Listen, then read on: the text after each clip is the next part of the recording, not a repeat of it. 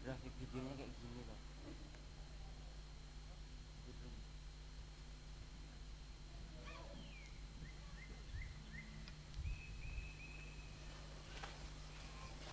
Pada hari Minggu pagi-pagi benar, perempuan-perempuan itu pergi ke kubur dengan membawa rempah-rempah. Mereka mendapati batu sudah terguling dari kubur itu, dan ketika masuk, mereka tidak menemukan mayat Tuhan Yesus.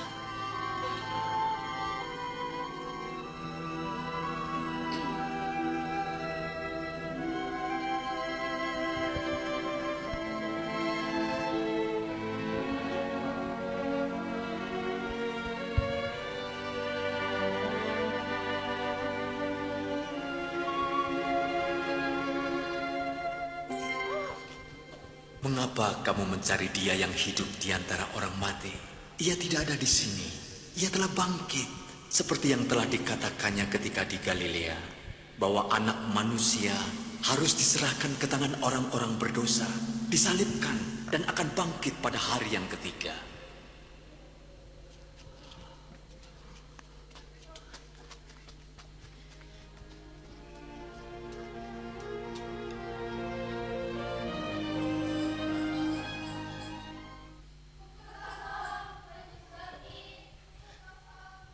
Kubur tidak dapat menahannya, sebab maut tidak dapat mengalahkannya.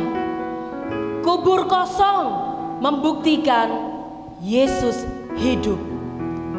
Kebangkitannya membawa pengharapan bagi kita semua. Sebab Dia hidup, ada hari esok. Sebab Dia hidup, ku takkan takut, karena ku tahu Dia bukan hari esok. Hidup jadi berarti sebab Dia hidup.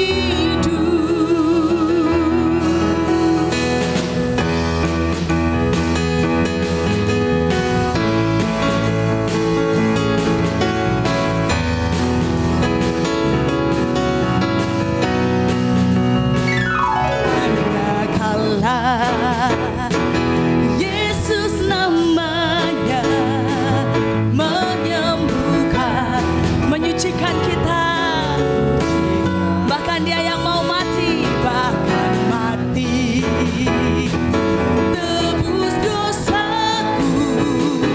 Kubur kosong membuktikan Dia sekali lagi anak Allah. Yesus namanya anak Allah. Yesus namanya menyembuhkan, menyucikan.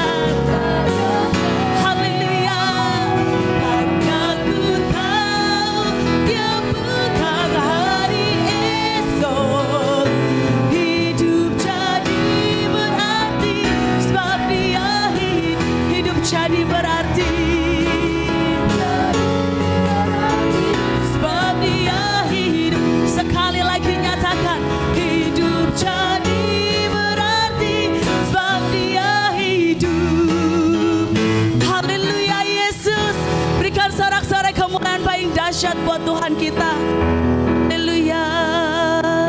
Kami bersyukur Tuhan atas kebangkitan-Mu. Kami percaya ketika Engkau mati di kayu salib, Engkau bangkit dan Engkau hidup untuk selama-lamanya. Sebab Engkau Allah yang dahsyat, Engkau Allah yang luar biasa Tuhan.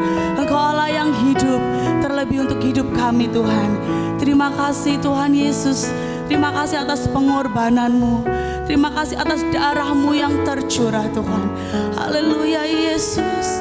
Haleluya Yesus Tuhan. Kami bersyukur. Haleluya. Kami bersyukur. Oh Yesus. Terima kasih atas pengorbanan-Mu Tuhan. Haleluya Yesus Tuhan. Oh. Haleluya, haleluya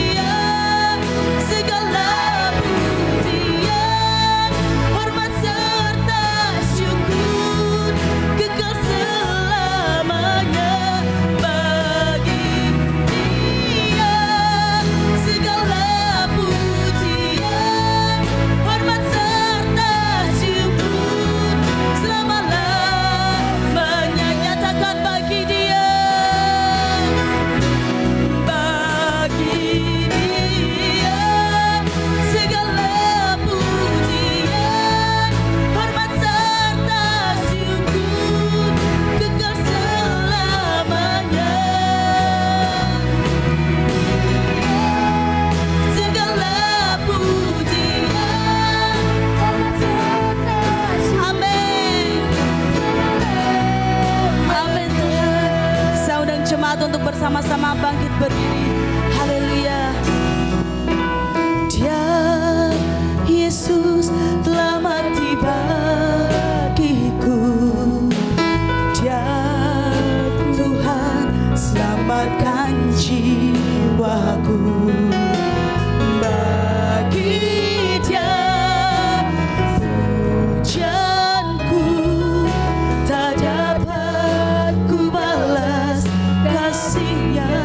Dia angkatku jadi anaknya. Dia angkat ku jadi anaknya. Beri damai di dalam hidupku. Bagi Dia sembahku, hanya Dia segalanya bagiku. Nyatakan bagi Dia. Bagi Dia segala pujian, hormat serta syukur kekal selamanya. Bagi Dia segala pujian, hormat serta syukur selama-lamanya. Nyatakan sebab bagi Dia, bagi Dia segala pujian. Amin. Hormat serta syukur Amin Tuhan. kekal selamanya. Bagi Dia Segala yes, pujian, hormat serta syukur selama-lamanya. Bagi Dia segala pujian kekal selamanya. Bagi Dia hormat serta syukur selama-lamanya. Nyatakan selama-lamanya.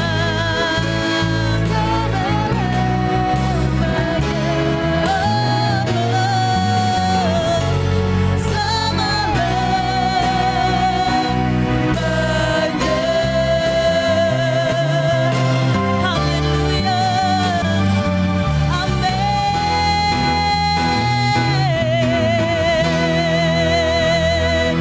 Haleluya Yesus.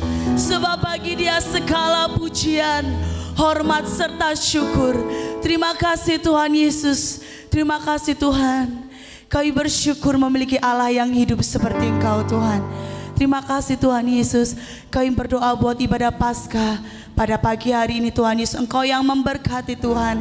Dari awal pertengahan hingga akhir Tuhan Yesus yang beracara di tempat ini.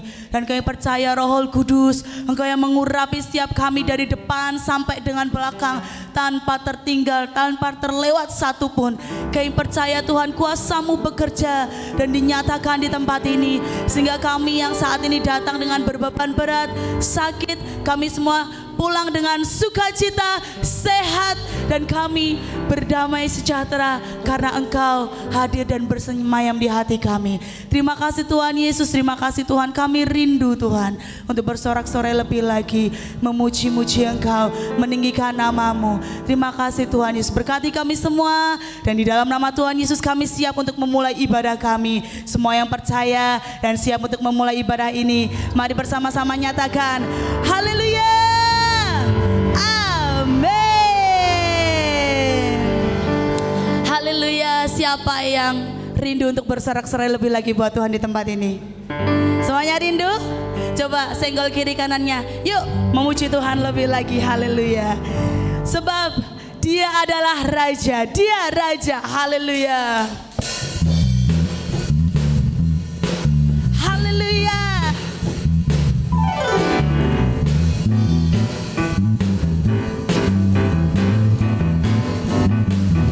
Nyatakan bersyukurlah kepadanya, bawalah pujian bagi Dia karena Dia Raja. Oh, Dia yang berkata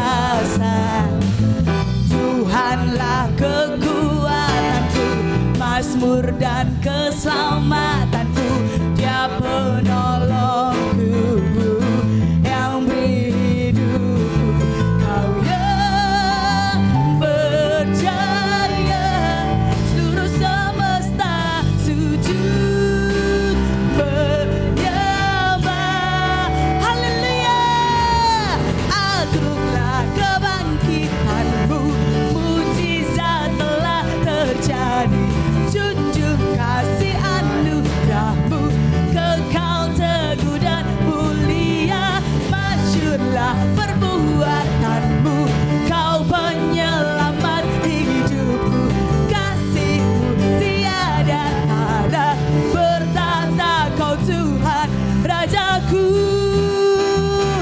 Haleluya Yesus. Oh, oh. Nyatakan bersyukurlah, bersyukurlah kepadanya, bawalah pujian bagi dia, karena dia raja, dia yang berkah. Sebab Tuhanlah kekuatanku, mazmur dan keselamatanku, dia penolongku yang beri hidupku.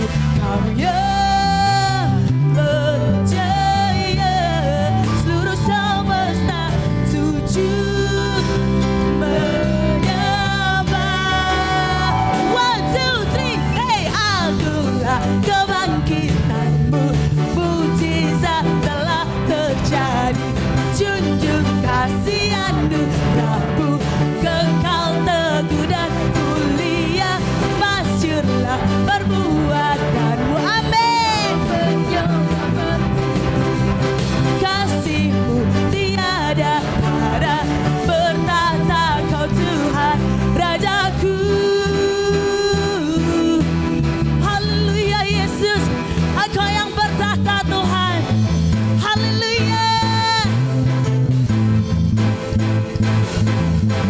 Kau yang berjaya, seluruh semesta sujud menyembah. Akulah kebangkitanmu, mujizat telah terjadi, junjung kasih anugerahmu, kekal teguh dan mulia, masyurlah perbuatanmu, kau menyelamat hidupku, kasihmu tiada tara, bertahta kau Tuhan Rajaku. Haleluya.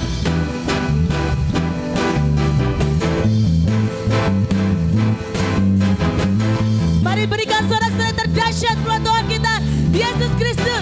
Haleluya. Haleluya. Haleluya.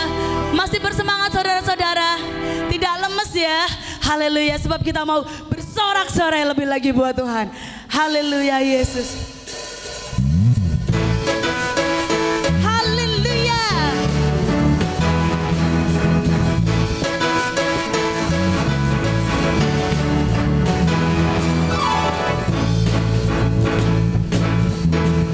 Nyatakan bersorak-sorai, muliakan namanya, dia berperang ganti kita.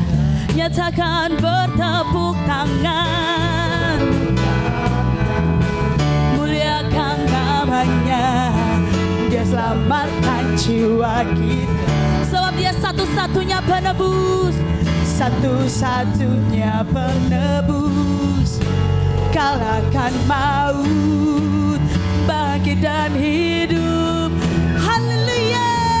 Tuhan yang memberi kemenangan bersama kita, di dalam kita. Oh, masuk dalam kemuliaannya, dia perlindungan dan pengharapan. Para papa papa para papa papa. Haleluya. Bersorak-sorai, muliakan namanya, dia berperang ganti kita. Oh, bertepuk tangan. Haleluya.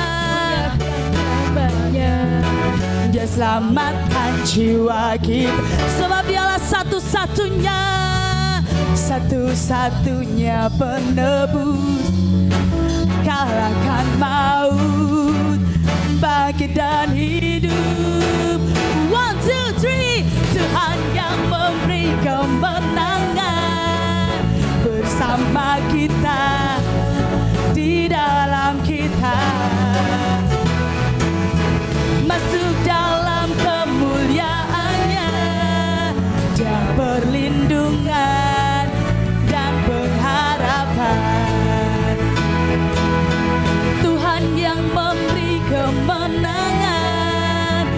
bersama kita, di dalam kita. Oh, masuk dalam kemuliaannya. Dia perlindungan dan pengharapan. Dia perlindungan dan pengharapan. Dia perlindungan dan pengharapan. Para papa papa para papa papa para papa papa para papa papa para papa papa. Haleluya. Silakan duduk Bapak Ibu Saudara. Haleluya. Agak kerendahan ya Bapak Ibu Saudara. Ya, mari bersama-sama kita akan masuk dalam sesi firman Tuhan. Kita mau persiapkan hati kita lebih lagi. Kita mau buka hati kita lebih lagi. Karena kita rindu Tuhan masuk dalam hati kita dan memperbarui hidup kita. Dari hidup yang lama menjadi hidup yang baru. Oleh karena pengorbanannya. Haleluya Yesus. Terima kasih Tuhan, kami bersyukur Tuhan Yesus. Oleh setiap darah-Mu yang tercurah bagi setiap kami Tuhan. Terima kasih Tuhan Yesus, terima kasih Tuhan. Haleluya. Saat ku masuk ke hadirat-Mu, bawa persembahan ke tempat kudus-Mu, pujian ku naikkan, sembah ku berikan bagi-Mu Allah yang mulia. Kau layakkan ku menghampirimu, melihat tata kemuliaan-Mu Tuhan.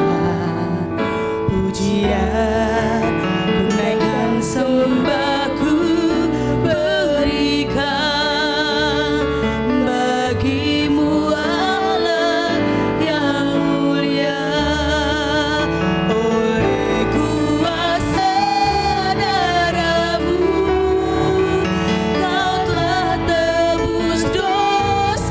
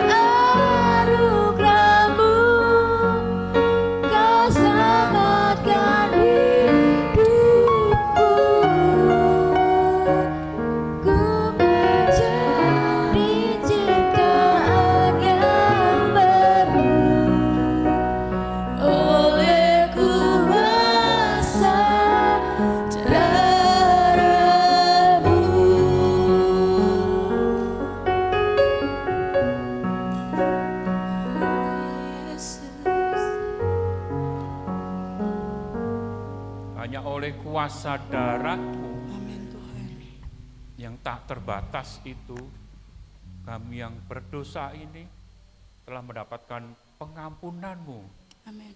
dan menjadikan kami ciptaan yang baru. Amin. Sungguh ini adalah anugerah yang besar yang kami boleh terima. Maka itu kami bersyukur pada Engkau ya Bapa. Tak habis-habisnya mulut kami naikkan sebagai ucapan syukur kami pada Engkau. Kami memuji kebesaran-Mu. Kami memuji akan keagungan nama-Mu yang telah Engkau merendahkan dan mengambil kami, menjadikan kami anak-anak-Mu. Terima kasih Bapa. Saat ini kami tidak mendengarkan firman-Mu ya Bapa. Kami tahu apa yang Kamu sampaikan pada kami itu sesuatu yang penting, yang akan menuntun jalan hidup kami, yang akan menerangi jalan hidup kami, supaya kami hidup benar di hadapan-Mu, dan supaya hidup kami memuliakan Engkau. Buat kami mengerti ya Bapa, karunia kami roh hikmat dan wahyu untuk mengenal Engkau dengan benar, untuk mengerti akan firman-Mu. Berbicara pada kami ya Bapa. Berkati setiap jemaat-Mu di tempat ini Bapa. Satu persatu Engkau menjamah kami, melawat kami, supaya kami terus-menerus diperbarui di dalam Engkau. Terima kasih Bapa, dalam nama Tuhan Yesus. Amin. Salam Bapak Ibu Saudara. Selamat Paskah. Selamat Paskah Saudara. Selamat Paskah. Yesus kita hidup. Amin. Yesus kita bangkit. Bangkit dari apa, saudara? Bangkit dari kematian, bangkit dari penderitaan, bangkit dari keterbatasan. Saudara, tema yang akan saya mau sampaikan pada pagi hari ini adalah tentang Paskah adalah kemenangan Kristus atas kematian. Paskah adalah kemenangan Kristus atas kematian. Kalau selama ini kita memahami bahwa Tuhan kita Yesus Kristus mati dan bangkit pada hari yang ketiga. Ya, memang kitab suci mengatakannya seperti itu. Kita beriman bahwa Yesus kita bangkit. Tidak salah, saudara.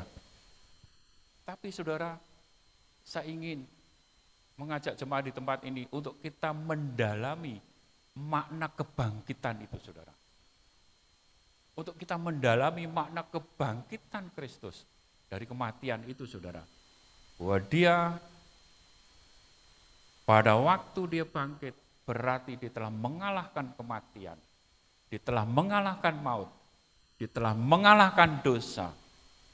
Dan kemenangan itu diberikan kepada saya dan saudara. Amin. Kemenangan itu diberikan saya dan saudara. Berarti kemenangan itu, kemenangan atas dosa, kemenangan atas kematian itu menjadi milik kita, saudara. Saudara, berbicara tentang kebangkitan Yesus tidak bisa dilepaskan dengan kematian. Berbicara tentang kematian Yesus tidak bisa dilepaskan dari apa, saudara? Kelahiran. Dan kelahiran Tuhan kita Yesus Kristus itu beda dengan anak-anak manusia yang lainnya. Apa bedanya, saudara? Yohanes menulis bahwa dia datang dari surga. Dikatakan tidak seorang pun yang telah naik ke surga selain daripada dia yang turun. Kemana, saudara? Ke dunia ini, yaitu anak manusia. Dan Yohanes menulis, pada mulanya adalah firman. Firman itu bersama-sama dengan Allah, dan firman itu adalah Allah. Firman itu telah menjadi manusia dan diam di antara kita. Firman itu telah berinkarnasi menjadi manusia dan diam di antara kita. Sehingga Yesus yang kita kenal, yang kita puji, yang kita sembah sebagai Tuhan Yesus Kristus yang telah mati dan bangkit itu, saudara, kita dapat pahami bahwa Dia adalah Tuhan manusia. Artinya punya dua kodrat, saudara. Sepenuhnya Allah sebagai firman Allah yang telah menjadi manusia. Dan sepenuhnya manusia sebagai anak yang lahir dari Bunda Maria. Nah, tentu untuk kita bisa mengalami berkat Tuhan, untuk kita bisa menikmati berkat Tuhan, apa yang Dia lakukan di atas dunia ini, itu syarat dengan pelajaran, syarat berkat bagi kita semua. Nah, tujuannya apa sih, saudara? Tujuannya apa sih? Allah itu harus berinkarnasi menjadi manusia dan diam di antara kita. Apa sih tujuannya, saudara? Kalau hanya untuk menyelamatkan, kenapa Tuhan nggak pakai cara yang gampang saja? Kalau hanya supaya manusia itu mati karena berdosa, supaya masuk surga, kenapa Tuhan nggak cari cara yang gampang? Kenapa Tuhan dari surga nggak kasih dalil saja, umat manusia yang berdosa, supaya kamu nanti kalau mati masuk surga, ini rumusnya, ini dalilnya. Manusia harus melakukan ini, kalian harus melakukan itu, kalian harus beribadah, kalian harus ini dan itu dan lain sebagainya. Kenapa Allah tidak memakai cara yang mudah, tapi memakai cara yang sulit buat kita, yang akhirnya melalui peristiwa kelahiran, kematian, dan kebangkitan Tuhan itu sampai saat ini selalu mendatangkan omongan-omongan, perkataan-perkataan, tuduhan-tuduhan yang tidak memuliakan Tuhan.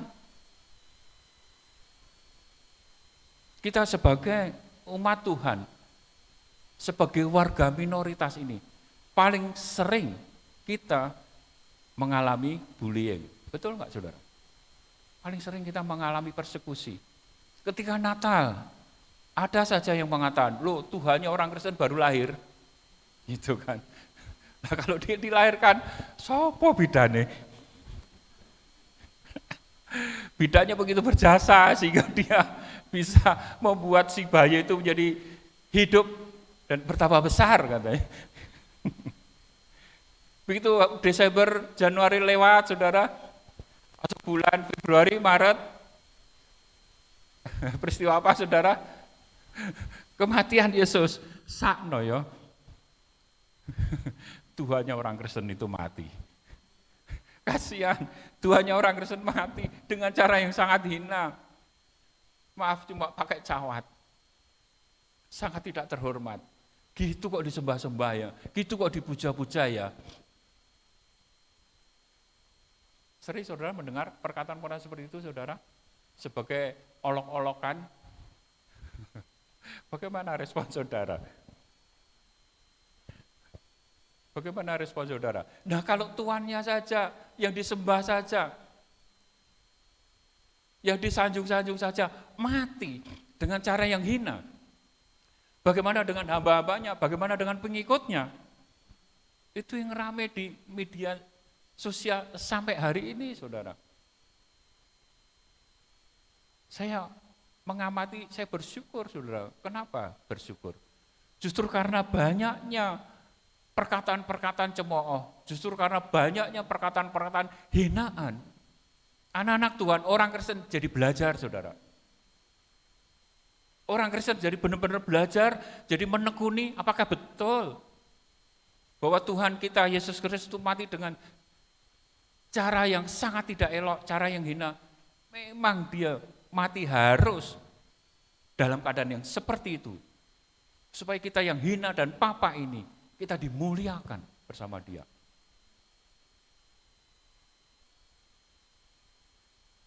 Ya saya bersyukur saudara, karena tampil apologet Kristen, tampil anak-anak Tuhan yang berani berapologet, berani membantah, berani mengkonter. Dan semuanya itu membukakan pemikiran, membukakan wawasan, supaya kita sebagai anak-anak Tuhan, sebagai orang Kristen, tidak malu-malu, dan tidak malu-maluin tentu saja. Karena kita punya iman yang teguh, bahwa Yesus yang kita sembah itu adalah Allah, sepenuhnya Allah. Kalau dia harus mati, memang itu cara Tuhan untuk menyelamatkan umat manusia. Kalau dia mati, ya memang mati. Tapi hanya 3 hari saja di dunia orang mati. Dan setelah itu apa saudara? Bangkit dan hidup yang pada hari ini, pada pagi hari ini kita rayakan bersama-sama. Jadi ketika Yesus bangkit bukan hanya sekedar dia telah bangkit dari kematian saudara. Tapi dia mengalahkan maut. Dia telah mengalahkan kematian. Dia telah mengalahkan dosa. Nah untuk itu Bapak Ibu Saudara sekalian, saya ingin ajak saudara semua untuk mengerti, untuk melihat kenapa Yesus harus turun dari surga. Kenapa Allah harus turun dari surga. Menyatakan di dalam Yesus dan harus menderita. Apakah hanya karena untuk mengampuni dosa? Tidak hanya itu saudara. Untuk itu mari saudara saya akan ajak untuk kita memahami, mendalami dari kitab Kejadian. Pasal yang ke-1, tujuan Tuhan menciptakan manusia. Ini yang kita harus pahami lebih dulu saudara. Tuhan menciptakan manusia itu tujuannya apa sih? Saudara dan saya ada di dunia ini untuk apa sih? Untuk apa sih saya dan saudara ini ada di dunia ini? Ini saudara, Kejadian pasal 1 ayat yang ke-27. Maka Allah menciptakan manusia itu menurut gambarnya, menurut gambar Allah, diciptakannya dia, laki-laki dan perempuan diciptakannya mereka. Allah memberkati mereka, lalu Allah berfirman kepada mereka, beranak cuculah dan bertambah banyak. Penuhlah bumi dan taklukkanlah itu. Berkuasalah atas ikan-ikan di laut dan burung-burung di udara dan atas segala binatang yang merayap di bumi. Ini saudara, Tuhan dalam rancangannya ketika menciptakan manusia untuk satu tujuan apa saudara? Supaya beranak cucu, supaya bertambah banyak, melahirkan keturunan-keturunan ilahi. Tidak hanya sekedar memenuhi bumi saudara, tapi menaklukkan bumi. Menaklukkan bumi dan berkuasa atas makhluk ciptaan yang lain, binatang-binatang. Yang di udara, yang di laut, dan yang di darat. Bumi yang besar ini saudara, planet bumi yang besar ini, yang masih banyak menyimpan rahasia itu. Tuhan berikan mandat kepada manusia, supaya ditaklukkan. Ilmu pengetahuan itu supaya ditaklukkan. Dengan segala persoalan itu ditaklukkan. Supaya dengan menaklukkan bumi, Tuhan dimuliakan. Nah, realitanya bagaimana saudara? Realitanya bagaimana saudara?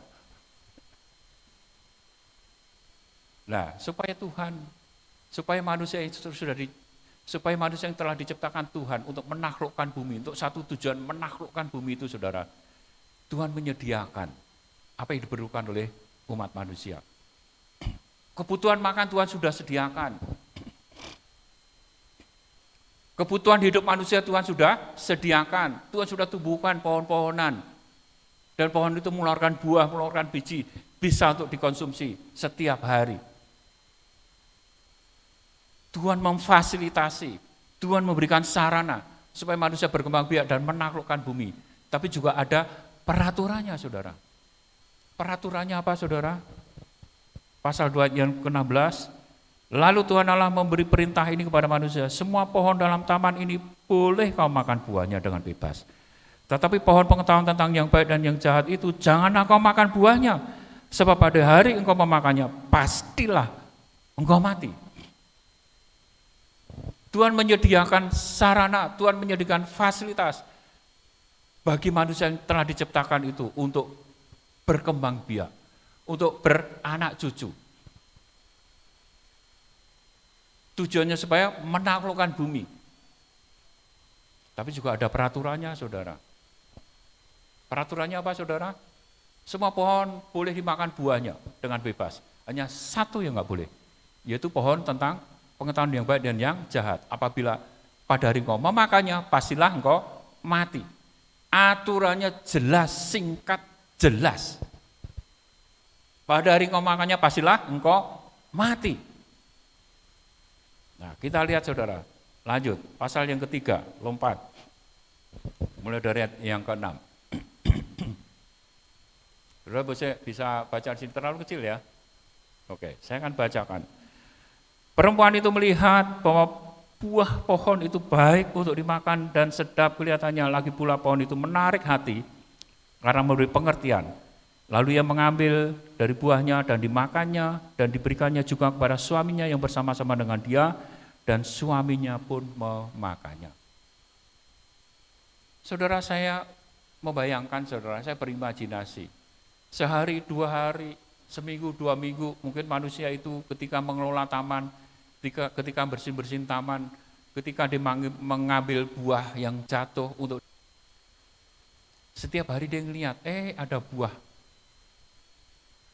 pengetahuan yang baik yang jahat ini. Oh enggak boleh makan ya, lewat gitu kan saudara. Besok pagi-pagi lewat situ lagi, ada buah, kok kayaknya ranum ya gitu kan. Pertama mulai melihat, besok melihat lagi, besok melihat memperhatikan gitu kan. Besoknya lagi melihat, memperhatikan dan mengimajinasikan. Kelihatannya sedap ya buah itu gitu. Kelihatannya sedap ya saudara. Coba saudara, banyak pohon yang mengeluarkan buah yang bisa dimakan. Hanya satu pohon itu yang mengeluarkan buah pengetahuan yang baik dan yang jahat. Kok menjadi menarik perhatian bagi perempuan itu? Kelihatannya sedapnya dan kelihatannya memberi pengertian. Dari mata, saudara, masuk dalam pikiran, rasionya mulai bekerja, kelihatannya memberi pengertian nih, gitu kan. Hatinya mulai tertarik. Terus ayat yang ke-7, saudara, setelah memakannya dan diberikan kepada suaminya, maka terbukalah mata mereka berdua, dan mereka tahu bahwa mereka telanjang, lalu mereka menyemat daun pohon ara dan membuat cawat. Ketika si perempuan itu makan, saudara, belum terjadi apa-apa, saudara. Belum ada perubahan apa-apa, saudara. Ketika si istri ini makan, saudara, ketika si Hawa ini makan, Adam melihat enggak, saudara? Saya yakin dia melihat, saudara. Loh, kok enggak terjadi apa-apa ya? Kok tidak ada perubahan apa-apa ya? Maka dia ikut makan, saudara. Adam ikut makan. Dan ketika si suami ini makan, ketika si Adam ini makan, baru mata mereka terbuka. Dan mereka mendapati diri apa? Mereka telanjang. Mereka menjadi malu. Ada perubahan di dalam diri mereka. Lanjut. Perubahan itu tidak hanya pada diri mereka, saudara, tapi juga hubungan dengan Tuhan.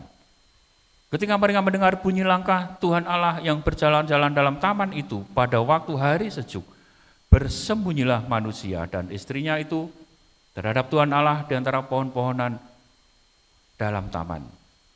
Tetapi Tuhan Allah memanggil manusia itu dan berfirman kepadanya, "Di manakah engkau?"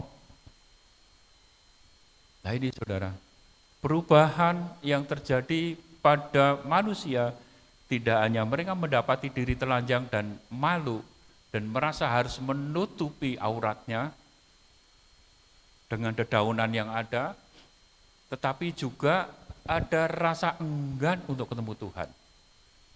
Mereka tahu bahwa Tuhan datang. Mereka tahu Tuhan ada dalam taman itu. Mereka bersembunyi. Mereka pilih enggak ketemu.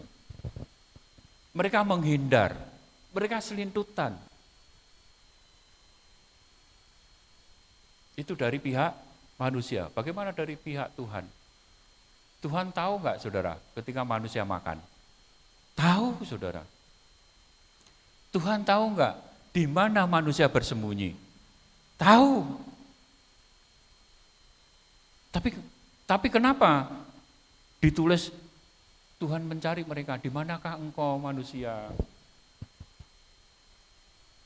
Ini bukan sedang main peta umpet loh, saudara. Tuhan, kami di sini, kami sembunyi di sini, coba cari kami. Bukan seperti itu, saudara. Ketika manusia bersembunyi, Tuhan memanggil mereka. Tuhan memanggil mereka. Ini ada pelajaran yang penting buat kita, saudara. Pelajarannya apa, saudara? Kristus datang dari atas untuk memanggil orang yang berdosa. Amin. Ada di antara saudara yang tidak berdosa? Ada? Wah, aku nggak pernah berdosa, Pak, dari sejak lahirku. Ada yang seperti itu nggak? Semua pernah berdosa? Sudah pernah berdosa? Berarti sudah pernah mendengar Tuhan dong, kalau Tuhan memanggil saudara.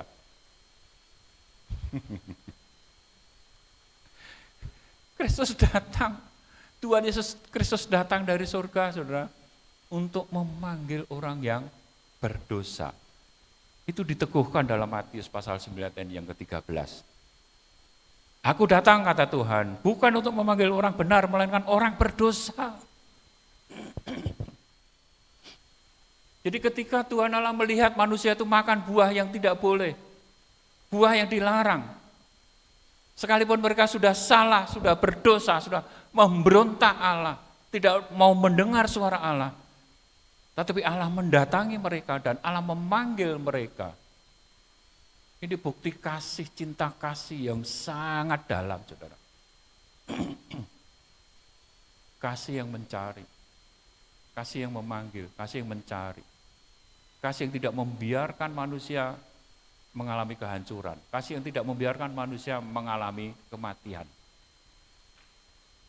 Padahal firman Tuhan katakan, pada hari engkau memakannya, pastilah engkau mati. Apakah Tuhan sedang mengendorkan peraturannya, saudara? Apakah Tuhan sedang bertoleransi terhadap manusia ciptaannya yang segambar dan serupa dengan dia? Tidak, saudara, peraturan tetap peraturan. Kalau manusia makan mati, tetap mati, saudara. Tetapi sebelum kematian itu datang, sebelum kematian itu menimpa manusia, Tuhan nututi, saudara. Tuhan mengejar manusia, Tuhan memanggil manusia. Di manakah engkau? Ada banyak kesaksian, saudara, yang saya sering dengar. Ada orang yang pada hari itu dia sudah memutuskan untuk mau bunuh diri. Karena banyaknya masalah dan sudah nggak kuat. Dia memilih, sudah memutuskan mau bunuh diri. Sebelum bunuh diri, saudara, dia melihat ada tulisan di mobil, Tuhan Yesus mengasihimu. Sederhana, simpel, saudara. Enggak perlu dieksegesa, saudara, tulisan itu. Tuhan Yesus mengasihimu. Hanya kalimat yang sederhana itu, saudara, terngiang-ngiang dalam pikirannya. Terus menerus terngiang-ngiang dalam telinganya. Sampai akhirnya dia terbuka hatinya, saudara. Tuhan, engkaukah mengasihiku? Aku udah mau bunuh diri, aku udah stres, aku udah berat. Udah gak ada orang yang bisa menolong aku. Orang-orang terdekatku sudah enggak memperdulikan aku. Mereka semua menganggapku sampah. Mereka semua menganggapku enggak berarti. Buat apa aku hidup? Tapi ada satu kalimat yang mengganggu pikiranku. Tuhan Yesus mengasihimu. Betulkah engkau mengasihi aku, Tuhan Yesus? Singkat cerita, saudara, akhirnya orang itu tidak jadi bunuh diri. Hanya karena membaca tulisan yang sangat sederhana, Tuhan Yesus mengasihimu. Ada banyak cara Tuhan memanggil orang-orang yang berdosa, saudara. Dulu pada waktu saya kuliah, saudara, di UNS ini, saudara, kos di Skarpacis itu, saudara, biasa, saudara, datang dari Jakarta, kumpul-kumpul, tugas kuliah belum banyak, apa yang dilakukan, saudara? Kalau udah anak-anak muda, anak remaja kumpul, saudara, urunan. Urunan untuk beli apa, saudara? Pergi ke Bekonang. Waduh, pesta seru. Sampai dibubari sama orang kampung. Ada satu anak remaja yang dalam keadaan yang seperti itu, saudara. Tuhan memanggil dia. Lewat temannya, ayo kemana? Udah ikut aja deh. Dibawalah ke persekutuan, saudara. Dibawalah ke persekutuan mahasiswa UNS. Ada di antara saudara yang anggota persekutuan mahasiswa UNS? Ada nggak? Ada ya Pak Gembala di sini? Ada ya? Jadi itu tahun 80-an, saudara. Akhirnya orang itu bertobat dan menjadi anak Tuhan. Jadi saudara-saudara, kalau saat ini kita duduk di tempat ini, saat ini kita sedang beribadah, saat ini kita sedang memuji Tuhan, mengagungkan nama Tuhan, menjadi orang Kristen. Karena kita sudah dipanggil Tuhan. Tuhan tidak membiarkan kita berdosa. Tuhan tidak membiarkan kita mengalami kematian yang kekal. Kita dipanggil, dijadikan sebagai anak-anaknya. Lanjut saudara, masih Kejadian pasal yang ketiga, ayat yang ke-10. Ia menjawab, jadi manusia menjawab saudara, ketika aku mendengar bahwa engkau ada dalam taman ini, aku menjadi takut, karena aku telanjang, sebab itu aku bersembunyi. Firman-Nya, siapakah yang memberitahukan kepadamu bahwa engkau telanjang? Apakah engkau makan buah dari buah pohon yang kularang engkau makan itu?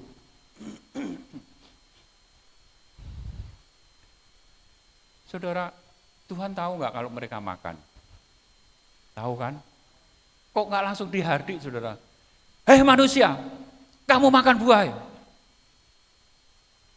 Kamu nggak mentaati peraturan. Kamu telah melanggar peraturan. Tuhan Allah melakukan seperti itu enggak, saudara? Tuhan Allah melakukan seperti itu enggak, saudara? Tidak, saudara. Udah jelas manusia itu berdosa, saudara, sebentar lagi mati. Udah enggak berguna. Tuhan menciptakan manusia supaya menguasai bumi, akhirnya mereka dikuasai oleh kematian. Udah seperti itu, saudara, nasibnya. Perhatikan, saudara, pertanyaan Tuhan, saudara. Apakah engkau makan dari buah pohon yang kularang itu? Saudara, ini pribadi Tuhan Allah kita yang begitu santunnya, saudara. Pribadi Tuhan Allah yang begitu santunnya, begitu halus, begitu lemah lembutnya, saudara. Mendatangi umat manusia yang sudah jelas-jelas berdosa. Masih ditanya, saudara, apakah engkau makan buah yang kularang itu?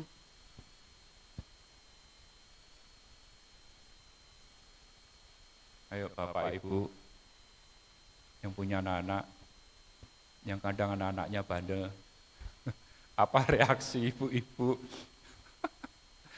Udah sore, belum pulang juga anaknya, hujan gerimis, malah main comberan. Itu saya dulu, saudara, waktu kecil, paling suka mainan comberan. Nggak segera pulang, udah pulang nggak segera mandi. Apa reaksi ibu-ibu terhadap anak-anak seperti itu? Ayo.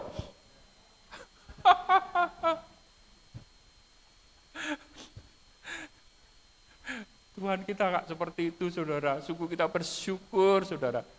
Tuhan kita nggak seperti itu. Dengan lembutnya dia bertanya, apakah engkau makan buah yang kularang itu? Terus jawab manusia apa, saudara? Perempuan yang kau tempatkan di sisiku, dialah yang memberi dari buah pohon itu kepadaku, maka aku makan. Saudara, pertanyaan Tuhan bukan gak ada maksudnya, saudara. Pertanyaan Tuhan bukan gak ada maksudnya, saudara. Ini ada maksudnya, ada maknanya, saudara. Tuhan gak segera langsung, udah mati saja deh, aku ciptakan manusia yang baru lagi. Enggak, saudara. Ketika manusia itu telah melakukan perbuatan yang dilarang oleh Tuhan, Tuhan mau supaya dari mulutnya nih keluar pengakuan bahwa manusia telah bersalah. Maka ditanya, apakah engkau makan buah yang kularang itu? Iya Tuhan, aku kilaf Tuhan. Aku melihat istriku kok kelihatannya enak, nikmat betul buah itu. Dan dia memberikanku makan, maka aku makan. Ini pengakuan yang keluar dari mulut Adam, saudara. Nah karena buah itu diambil dari istrinya, Hawa ditanya, saudara. Kemudian manusia itu menjawab, ayat yang ke-13. Kemudian berfirmanlah Tuhan Allah kepada perempuan itu, apakah yang telah kau perbuat? Jawab perempuan itu, ular itu yang memperdayakan aku, maka aku makan. Satu-satu saudara ditanya. Adam ditanya, iya aku kilaf Tuhan. Maka aku makan. Buah itu aku dapat dari istriku. Hawa ditanya lagi saudara, apakah yang telah kau perbuat? Aku diperdaya oleh ular itu, maka aku makan. Saudara, Tuhan datang memanggil kita untuk memberikan pengampunan dosa pada kita. Tapi Tuhan juga mau saudara supaya ada pengakuan dari mulut kita bahwa kita telah bersalah. Itu maknanya saudara. Tuhan tahu bahwa Adam dan Hawa ini telah makan, telah melanggar perintahnya. Dan Tuhan mau mengampuni dosa mereka, kekeliruan mereka, kesalahan mereka. Tapi Tuhan juga menghendaki supaya dari mulut mereka ada satu pengakuan. Ini penting bagi kita saudara. Bagaimana saudara menjalani hidup hari-hari ketika saudara berdosa. Saudara mengharapkan pengampunan, pemulihan dari Tuhan. Apakah saudara mengakui bahwa saudara telah bersalah? Apakah saudara mengakui bahwa saudara telah melakukan kekeliruan? Apakah saudara mengakui bahwa saudara telah menentang Tuhan? Ini penting saudara. Ini penting. Ketika kita menjalani hidup sebagai pebisnis, sebagai pengusaha, bisa saja saudara kita ingin menggapai untung yang lebih besar. Salah investasi, salah menempatkan uang, akhirnya bangkrut. Perlu kita datang pada Tuhan. Tuhan, aku salah mengelola uang. Dan saat ini aku nggak punya uang. Akui saja saudara. Anak-anak muda yang pergaulan bebasnya terlalu bebas. Akui saja saudara. Tuhan, kami telah salah. Menjalin hubungan tidak kudus di hadapan-Mu. Kami telah berdosa. Akui saja saudara. Orang tua terutama para ayah yang membangkitkan amarah anak. Yang anak akhirnya tidak mau makan semeja dengan orang tuanya. Ada loh saudara. Anak gara-gara kepahitan saudara, sampai usia 20 tahun makan semeja dengan papanya nggak mau. Karena satu perkataan yang pedas. Kalau itu saudara sadari, Tuhan, aku mohon ampun, aku telah salah mendidik anak. Aku telah membangkitkan amarah anak. Ibu-ibu, akui saja kalau rumah tangga yang saudara jalani hari-hari penuh dengan cekcok, keributan. Akui saja saudara, kalau karena ulah saudara tidak memperlihatkan sebagai istri yang tunduk pada suami dan suami yang mengasihi istri. Tuhan menghendaki seperti itu saudara. Pengampunan itu sudah disediakan. Tapi Tuhan juga menghendaki pengakuan saudara. Lanjut lagi saudara, ayat yang ke-14. Lalu berfirmanlah Tuhan Allah kepada ular itu, karena engkau berbuat demikianlah, ini baru Tuhan berbicara pada ular saudara. Terkutuklah engkau di antara segala ternak dan di antara segala binatang hutan. Dengan perutmu lah engkau akan menjalar dan debu tanahlah akan kau makan seumur hidupmu. Kepada manusia Adam dan Hawa, Tuhan buka telinganya, Tuhan dengar, Tuhan memberikan kesempatan kepada mereka untuk apa saudara? Mengakui perbuatan kesalahannya. Tetapi kepada si ular, saudara, nggak ada lagi, saudara, pengampunan. Ular yang dipakai iblis itu, gagasan iblis yang dimasukkan pada manusia melalui ular itu, langsung apa, saudara, ada penghakiman, terkutuklah. Kepada manusia yang berdosa, enggak dikutuk oleh Tuhan, tapi yang dikutuk adalah ular. Nah, lanjut ayat yang ke-15. Aku akan mengadakan permusuhan antara engkau dan perempuan ini, antara keturunanmu dan keturunannya. Keturunannya akan meremukkan kepalamu dan kau akan meremukkan tumitnya. Perhatikan baik-baik, saudara. Perhatikan baik-baik, saudara. Aku akan mengadakan permusuhan. Jadi Tuhan yang menciptakan permusuhan loh, saudara, antara manusia dengan iblis. Dan kita adalah keturunan Adam dan Hawa. Jangan pernah mau berdamai dengan iblis, saudara. Jangan pernah mau negosiasi dengan iblis, saudara. Karena Tuhan yang membuat permusuhan. Kita dengan iblis itu memang sudah dirancang Tuhan untuk bermusuhan. Jangan mau berteman, saudara. Terus dikatakan apa, saudara? Keturunanmu dan keturunannya akan meremukkan kepalamu. Keturunan si perempuan itu akan meremukkan kepala ular. Dan ular akan meremukkan tumitnya. Saudara, ketika Adam mendengar itu, saudara, kan dia yang dapat firman. Janganlah kau makan buah pengetahuan yang baik dan yang jahat itu, sebab pada hari engkau memakannya pastilah engkau mati. Pada hari engkau memakannya pastilah engkau mati. Nah sekarang kok Tuhan berbicara tentang keturunan? Nah sekarang kok Tuhan berbicara bahwa perempuan ini akan melahirkan keturunan dan keturunannya akan meremukkan kepala ular. Berarti apa, saudara? Apa, saudara? Ada pengampunan dosa. Ada pengampunan dosa. Kematian itu belum tiba waktunya. Tuhan mendatangi manusia, Tuhan memanggil manusia, Tuhan mendengar pengakuan manusia kalau mereka telah berbuat salah.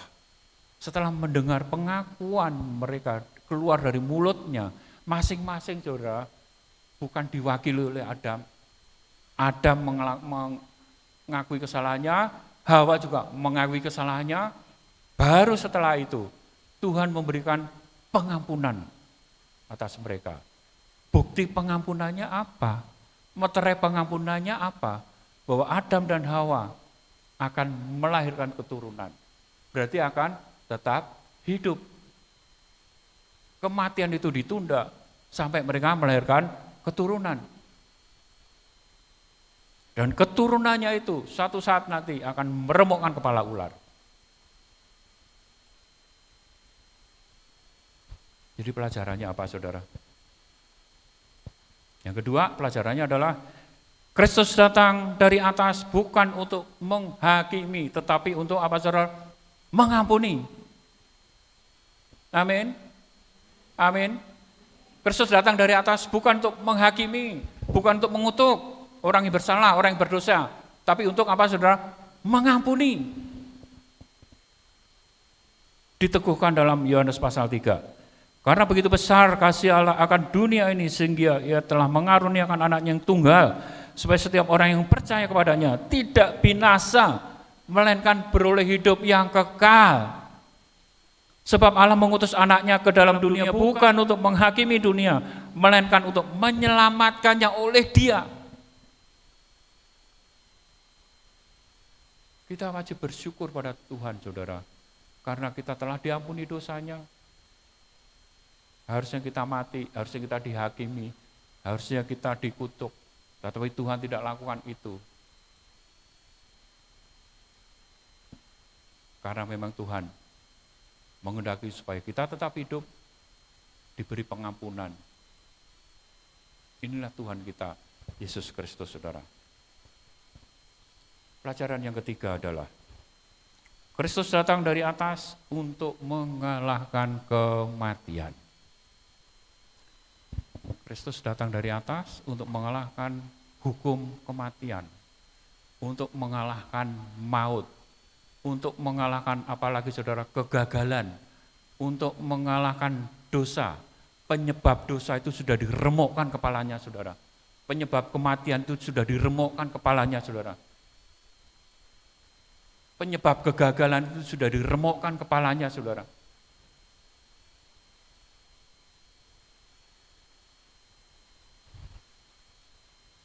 Dan Yesus hidup. Saat ini hidup ada di antara kita, bahkan di tengah-tengah, bahkan di dalam diri kita. Bagi setiap orang yang percaya, yang didiami oleh Roh Kristus adalah anak-anak Allah. Anak-anak Allah yang telah menang atas maut, menang atas kematian, menang atas dosa, menang atas kegagalan, menang atas apalagi saudara, permasalahan-permasalahan hidup. Saudara, yang terakhir, ini ada satu cerita. Di kota kecil, di kota kecil itu di desa pinggiran, saudara, tahun 70-an, pertengahan tahun 70-an, ada seorang anak SMP, saudara, dia percaya Yesus dan dibaptis. Dia usia 12-13 tahun gitu ya. Ketika dibaptis, di desa yang kecil itu, saudara, tidak dihadiri oleh orang tuanya. Tidak dihadiri oleh orang tuanya. Orang tuanya tidak menyemangati, orang tuanya tidak mendorong, orang tuanya juga tidak melarang. Loh, kenapa dengan orang tuanya? Ya orang tuanya biasa saja saudara, netral saja saudara. Karena orang tuanya adalah orang yang ateis. Kalau anaknya ke gereja ya bagus. Anaknya dibaptis, oh bagus lagi. Tapi enggak beri dukungan saudara, enggak beri dorongan saudara. Anak itu mengambil keputusan untuk dia menjadi pengikut Kristus. Dia dibaptis, dan beberapa tahun kemudian saudara mulai timbul masalah dalam keluarga ini. Karena masalah ekonomi sehingga si ayah dia harus meninggalkan keluarganya untuk mencari nafkah. Tidak bisa setiap minggu pulang, tidak bisa setiap bulan pulang, karena harus jauh meninggalkan istri dan anak-anaknya. Termasuk anak ini saudara. Nah karena ini berlangsung lama saudara, ayahnya nggak pernah pulang, si ibu ini saudara, si ibu ini selingkuh di depan mata anak ini. Apa yang bisa diperbuat oleh anak ini? Hanya bisa berdoa saudara. Sampai suatu ketika ayahnya tahu dan ada sidang dalam keluarga, ayahnya sudah mau memutuskan, mau menceraikan, mau berpisah. Tapi anak ini saudara, anak Tuhan ini saudara, yang waktu itu mungkin sudah SMA gitu ya, kelas 1 atau kelas 3 SMP gitu saudara, dia nggak setuju kalau ayahnya mau menceraikan ibunya. Dia nggak setuju. Walaupun anak itu belum paham teologi, belum ngerti kitab suci, tetapi ada dorongan dalam hatinya. Ini ada sesuatu yang nggak baik. Dia memilih, dia memutuskan untuk aku nggak setuju katanya anak itu. Kalau ayah akan menceraikan ibu. Rupanya ini jadi pertimbangan mereka saudara, dan mereka tidak jadi bercerai. Nah ini tentu senang saudara. Terus waktu berjalan, terus kurang lebih sekitar 5-7 tahun, anak ini terus berdoa, mendoakan orang tuanya. Yang diingat oleh anak ini saudara, ibunya itu klenik saudara, suka pergi ke dukun. Suka bakar dupa menghadap ke barat. Ini yang diingat oleh si anak itu saudara. Bagaimana dengan ayahnya? Ayahnya juga nggak jelas agamanya apa. Ya kalau sekarang nggak mungkin saudara, itu tahun 70-an, saudara, awal 80-an masih sangat mungkin. Orang nggak punya agama. Aman-aman saja saudara. Nah, suatu ketika saudara, setelah anak ini terus-menerus berdoa, mendengar kedua orang tuanya, akhirnya apa saudara? Percaya Yesus dan dibaptis. perlu waktu cukup lama saudara. 7-10 tahun anak ini berdoa dan akhirnya percaya Yesus dan dibaptis. Nah, sampai akhirnya singkat cerita kedua orang tua ini bertambah tua, sudah waktunya Tuhan panggil. Ketika mereka mati, Tuhan panggil mereka, dalam meninggalnya hembusan nafas terakhir ada di pangkuan anak ini. Dan anak ini memastikan bahwa kedua orang tuanya betul-betul sudah percaya Yesus. Dan itu ada pengakuan keluar dari mulutnya di menit-menit terakhir orang tuanya meninggalkan orang itu. Saudara, cerita yang singkat ini memperlihatkan bagaimana seorang anak SMP, saudara, baru baptis, dia harus menghadapi masalah keluarga. Ada potensi yang membuat keluarganya itu pecah. Ada potensi yang membuat dia menjadi anak yang broken home. Tetapi karena dia percaya Yesus yang telah bangkit, yang telah menang atas kematian, berarti menang atas masalah dalam hidup rumah tangganya. Dan apa yang terjadi, saudara? Anak Tuhan ini, saudara, dia tidak ditaklukkan oleh masalah keluarga yang adalah masalah kedua orang tuanya. Tapi masalah keluarga bisa ditaklukkan oleh anak itu bersama Yesus. Kita sebagai anak Tuhan, kita sebagai orang Kristen, kita tidak kebal masalah, saudara. Kita akan selalu diperhadapkan dengan masalah. Sedang belajar, lagi menempuh studi, S1, S2, kita diperhadapkan dengan masalah. Masalah biaya, masalah ini, masalah waktu, masalah fasilitas, masalah sarana. Apakah masalah-masalah itu akan menaklukkan saudara, atau saudara akan menaklukkan masalah itu? Yesus sudah bangkit, dan kebangkitannya itu telah mengalahkan sumber masalah. Maka seharusnya kita bersama dia punya kuasa untuk menaklukkan masalah. Yang bekerja, yang berbisnis tiba-tiba harus kehilangan pekerjaannya karena masalah-masalah ekonomi, kebijakan-kebijakan pemerintah, bisnisnya tidak berkembang. Apakah saudara akan menyerah, akan takluk dengan masalah itu, atau saudara akan bangkit bersama Yesus untuk menaklukkan masalah itu? Aku tidak mau gagal. Aku tidak mau gagal. Aku mau bersama Yesus. Aku mau bangkit. Apakah ada semangat seperti itu, saudara? Katakan pada masalah, silakan datang masalah.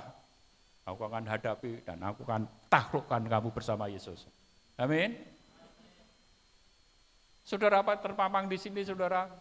Tahun kebajikan dan kemurahan Tuhan. Tahun kebajikan dan kemurahan Tuhan perlu spirit, perlu semangat. Untuk apa, saudara? Menang bersama Yesus. Kita nggak tahu, saudara, bulan depan, tahun depan, bangsa kita seperti apa, saudara, dengan pemerintahan yang baru. Tapi kalau Tuhan kita, Yesus Kristus, sudah mengalahkan kematian, yang termasuk ikut-ikutannya itu, saudara, kegagalan, kemandulan, kematian, itu sudah dikalahkan, maka kita sebagai anak-anaknya pun juga akan dimampukan untuk menang dan menaklukkan atas semua masalah-masalah yang ada di hadapan kita. Amin. Tuhan Yesus memberkati. Sebab Yesus hidup, ada hari esok. Mari jemaat saya undang untuk bangkit berdiri. Sebab Yesus hidup, ku tak gentar, karena ku tahu Dia pegang hari esok. Hidup jadi berarti sebab Yesus hidup. Sebab Yesus hidup, ada hari esok. Sebab Yesus hidup, ku tak gentar. Anakku tahu tak pegang hari esok. Hidup jadi berarti sebab Yesus hidup. Bapak, Ibu, dan saudara sekalian, kita sebagai anak Tuhan, kita diizinkan ketemu persoalan. Yang berbisnis diizinkan ditipu oleh orang lain. Yang sedang meniti karier diizinkan Tuhan, kita di PHK. Yang sedang studi diizinkan mungkin gak sehat. Harus bergumul dengan persoalan, harus bergumul dengan tugas, harus bergumul dengan masalah. Tuhan mengizinkan itu terjadi, saudara, supaya kita yang berdosa ini melihat, merasakan, mengalami kuasa Kristus yang sudah mengalahkan kematian itu, saudara. Hanya yang dia mau adalah sebuah pengakuan. Hanya yang dia mau adalah sebuah pernyataan yang keluar dari mulut kita bahwa kita adalah orang yang berdosa.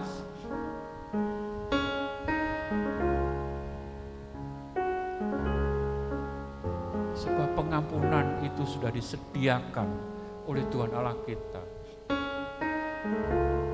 Pengampunan itu sudah disediakan bagi semua orang. Tetapi tidak semua orang mendapatkan pengampunan karena tidak semua orang mau menerima pengampunan dosa yang dari Tuhan. Oleh sebab itu, Bapak, Ibu, saudara sekalian, terimalah pengampunan yang dari Tuhan. Terimalah pengampunan yang dari Tuhan. Terimalah pengampunan yang dari Tuhan. Akuilah kesalahan saudara, akuilah dosa-dosa saudara. Dia datang bukan untuk menghakimi, tapi untuk mengampuni dan memulihkan keadaan kita. Sehingga layaklah kita katakan, sebab Yesus hidup, ada hari esok. Sebab Dia hidup, ada hari esok. Sebab Dia hidup, Ku tak gentar karena ku tahu Dia pegang hari esok. Hidup jadi berarti sebab Yesus hidup. Yang gak hidup, sebab Dia hidup, ada hari esok. Sebab Dia hidup, amin, Dia hidup. Ku tak gentar, ku tak gentar, karena ku tahu Dia pegang hari esok. Hidup jadi berarti sebab Dia hidup. Hidup jadi berarti, hidup jadi berarti sebab Dia hidup. Hidup jadi, hidup jadi berarti sebab Dia hidup.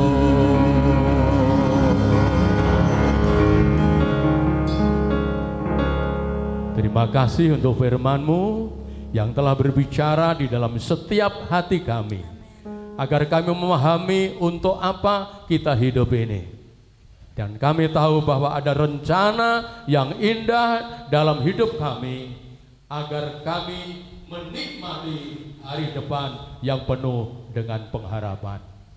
Diko datang bukan untuk menghukum, tetapi Engkau datang untuk menyelamatkan. Dan di dalam keselamatan Bapa, terima kasih Engkau yang hidup terus menyertai kami. Karena yang kami miliki bukan Tuhan yang mati, bukan yang terus tergantung di atas kayu salib, bukan yang terus diam di dalam kubur, tetapi Tuhan yang sudah bangkit, mengalahkan dosa, mengalahkan iblis, mengalahkan maut, dan bersama Yesus kami menikmati kemenangan yang luar biasa. Terima kasih untuk kemenangan yang Kau berikan dalam hidup kami. Bawa kami terus berjalan bersama-Mu ya Tuhan. Karena hanya orang yang berjalan bersama dengan Engkau pasti sampai tujuan.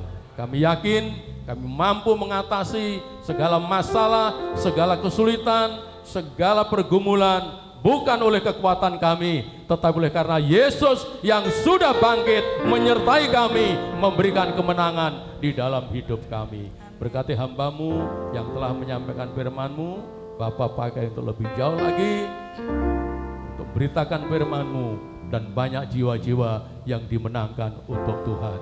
Berkati di dalam rumah tangga, keluarga, bahkan kegiatan yang lain di perguruan. Tuhan pakai Bapak Anton untuk kemuliaan dan keagungan Tuhan. Terima kasih untuk firman-Mu, kami menikmati kemenangan bersama dengan Yesus Kristus, Tuhan yang mengasihi kami. Dalam nama Yesus kami berdoa dan mengucap syukur. Haleluya. Yang percaya sudah diberkati Tuhan katakan amin.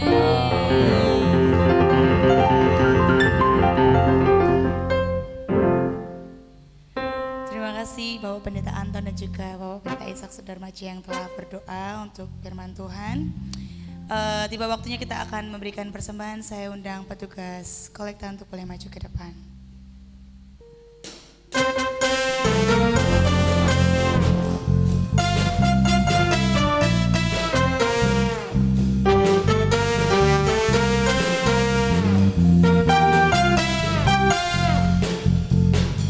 Biar bumi akan berlalu, biar bulan tak bercahaya lagi, biar langit akan bergoncang, matahari tak bersinar lagi, tetapi Tuhan Yesusku tak pernah ingkar janji.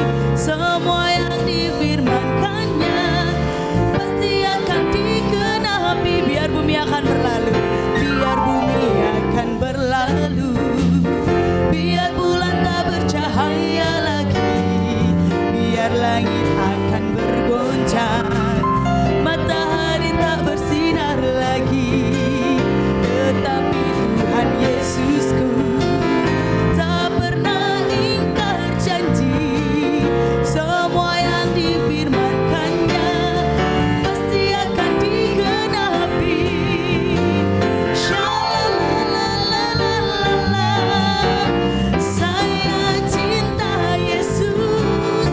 Shalalalalala, saya cinta Yesus. Shalala, shalalalala, saya cinta Yesus. Shalalalalala, saya cinta Yesus. Saya undang jemaat untuk bangkit berdiri.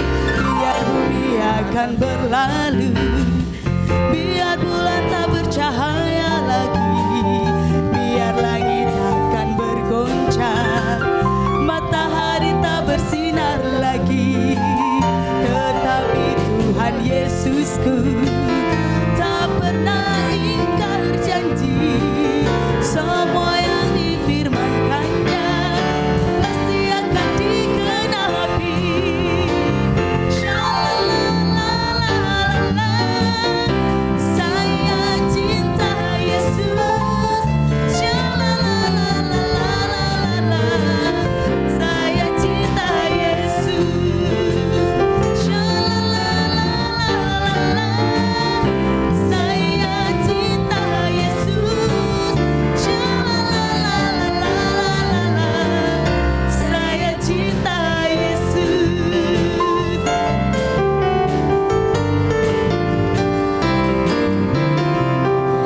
Bersama-sama kita akan angkat tangan kita akan berdoa bagi persembahan. Bapa, di dalam nama Tuhan Yesus Kristus, Bapa yang baik bagi setiap kami mengucap syukur Tuhan buat ibadah pada pagi hari ini. Terima kasih atas kehadiran-Mu Tuhan, atas setiap urapan-Mu yang melawat setiap kami di tempat ini. Saat ini Tuhan Yesus, tiba saatnya kami memberikan yang terbaik yang kami punya untuk boleh memperluas kerajaan-Mu di tempat ini. Kami berdoa di dalam nama Tuhan Yesus bagi setiap pengelola, Tuhan yang memberikan hikmat marifat sehingga setiap taburan ini Tuhan dapat menjadi berkat dan menjadi persembahan yang berbau harum dan mempermuliakan nama Tuhan di tempat ini. Terima kasih Tuhan Yesus, terima kasih Tuhan, berkati setiap tangan-tangan yang memberi maupun yang belum dapat memberi. Kami percaya Tuhan yang memberikan sukacita, memberikan damai sejahtera dan boleh memberikan setiap berkat bagi setiap kami berlipat kali ganda. Di dalam nama Tuhan Yesus kami telah memberi yang terbaik, dan semua yang percaya mari bersama-sama kita berdoa di dalam nama Tuhan Yesus. Haleluya, amin. Silakan duduk Bapak Ibu Saudara, bersama-sama kita akan menyaksikan warta. Oh ya, saya serahkan pada Bapak Pendeta Musik Teja. Shalom, shalom, haleluya. Bapak Ibu bersyukur jika pada siang hari ini kita dapat merayakan Paskah bersama, membuktikan bahwa Yesus yang kita sembah adalah Tuhan yang hidup. Amin.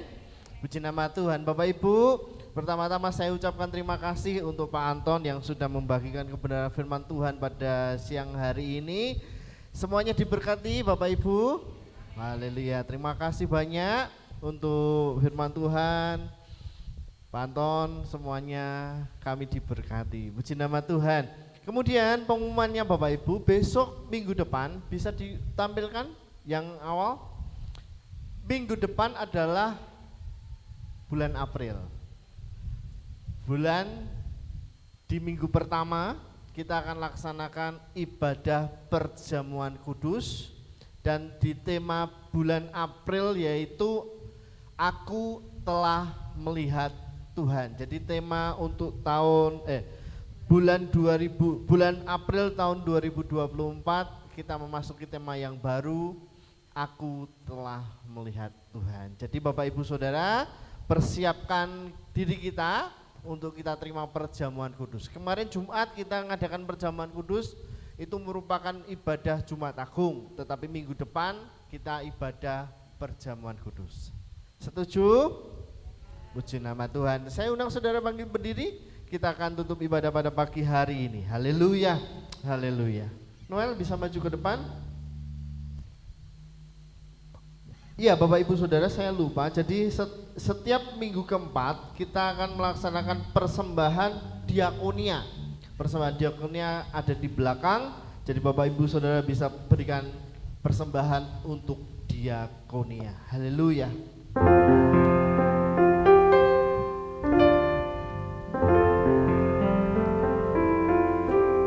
Karena salib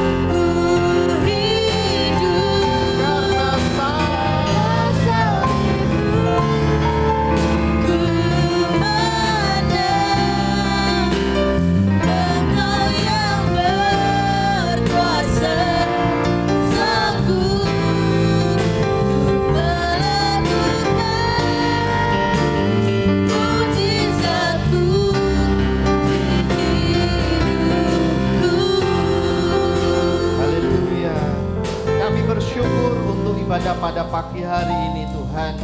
Kami menikmati hadirat Tuhan.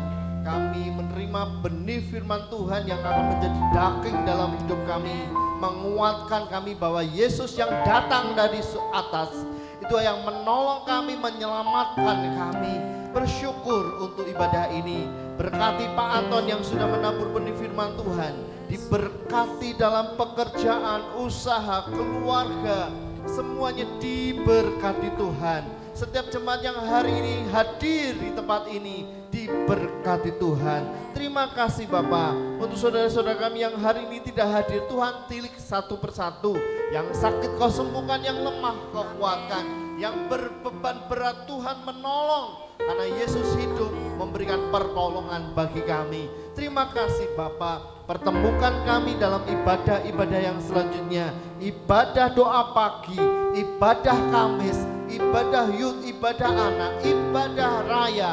Semuanya kami serahkan di dalam nama Tuhan Yesus. Terima kasih. Mari kita angkat tangan kita, arahkan hati kita kepada Tuhan. Tuhan memberkati engkau dan melindungi engkau. Tuhan menyinari engkau dengan wajahnya dan memberi engkau kasih karunia. Tuhan menghadapkan wajahnya kepadamu dan memberi engkau damai sejahtera. Keluargaku di dalam Kristus, pulanglah membawa damai sejahtera di dalam kehidupanmu. Diberkati keluargamu, diberkati hidup nikahmu, diberkati pekerjaanmu, diberkati usahamu, diberkati sekolahmu, diberkati kuliahmu, diberkati setiap tangan yang kau kerjakan, langkah kaki yang kau langkahkan, diberkati Tuhan.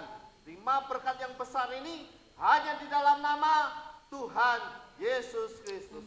Yang percaya katakan amin. Amin. Amin. Bapak Ibu silakan duduk dulu saudara.